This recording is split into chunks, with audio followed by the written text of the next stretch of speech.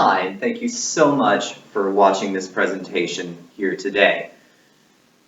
In the early part of the 20th century, between 1918 and 1948, the place where I'm standing, Melrose Plantation, was an artist retreat.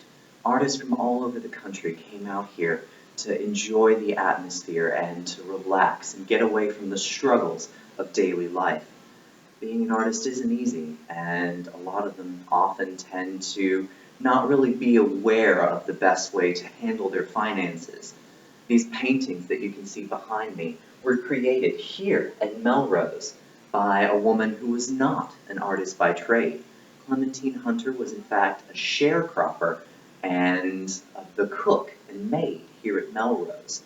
But nowadays, her work hangs in prestigious galleries all over the country and even all over the world, going so far as to have an exhibit at the Louvre last year. But Clementine started from extremely humble beginnings. Working here at an artist retreat allowed her access to the visions and the insights of the artists surrounding her and allowed her access to their materials as well. She began to explore her talent and experiment with painting, and nowadays she is one of America's most well-known folk artists. But she didn't get there by herself. She had people, family, and friends that helped her achieve her goals.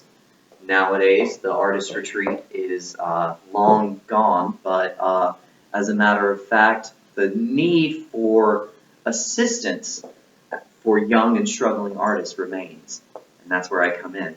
My name is Jeffrey Boydstun, and I'm going to be talking to you today about the business that I plan to start, Boydstun Consulting.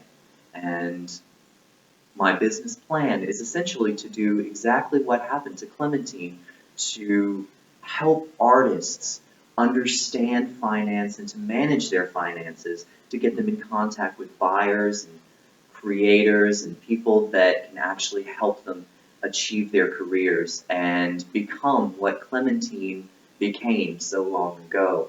And nowadays her work hangs all over the place and can be found for thousands and thousands of dollars. I'm going to go ahead and tell you a little bit about the business itself, the overview. Like I said, it's intended to help artists manage their finances, to come together and allow them to focus on their art and not have to worry about the day-to-day expenses. A lot of artists tend to not really be great with money, and they need someone like myself who's able to assist them and help them make wise decisions. It is a sole proprietorship. I'm the one that's going to be running the business, and for now I'll be the only employee, and the products that I'm selling will really be locked here inside my head. They are the services that I can assist these artists with that will help them expand and grow their art and allow them to focus on what they do best and not have to worry about how to put food on the table, since I'm the one that's going to be creating their budgets and getting them in contact with people who can, in fact, help them and purchase their art and make sure that their name gets out there. And that's something that's really difficult for artists nowadays, since there are so many of them. I'm going to be based in New Orleans, Louisiana, which has a thriving artistic community, and access to clientele like that with new up-and-coming artists, young people moving to the place, and even people who have been there all their lives but are just now getting into their artistic vision, like Clementine, who didn't start painting until she was more than 50 years old and had grown children of her own. Let me tell you a little bit about myself. My name is Jeffrey, as I've already mentioned, and I'm a recent graduate of Northwestern State University in Natchitoches, Louisiana.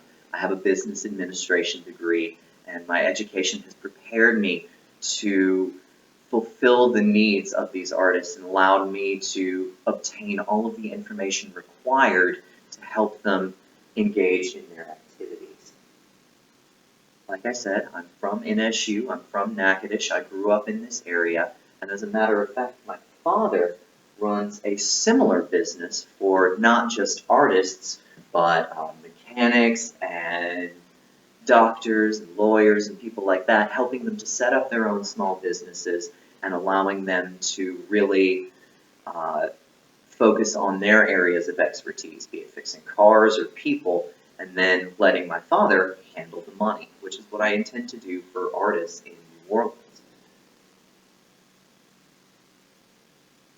Like I said, most of our particular operations are going to be involved with financial planning and financial management, giving these artists the tools that they need to monetize their art and actually make a living doing what they love and what comes naturally to them, creating works of beauty and focusing on that and not being stressed out by worrying about taxes or all of the different things that can throw speed bumps into the artistic process.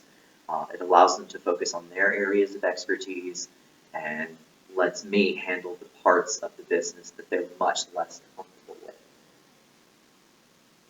It's primarily involved as It primarily involves consulting with people and helping them set up their own small businesses, be it sole proprietorships like mine or S corporations that allow them to benefit from tax breaks and allow them to sell their art and things like that, stuff that a lot of artists don't have a whole lot of experience with. But my entire education has been geared towards focusing on these areas, and for a small fee, I'm able to take that off their hands and make sure that they can focus on what they do.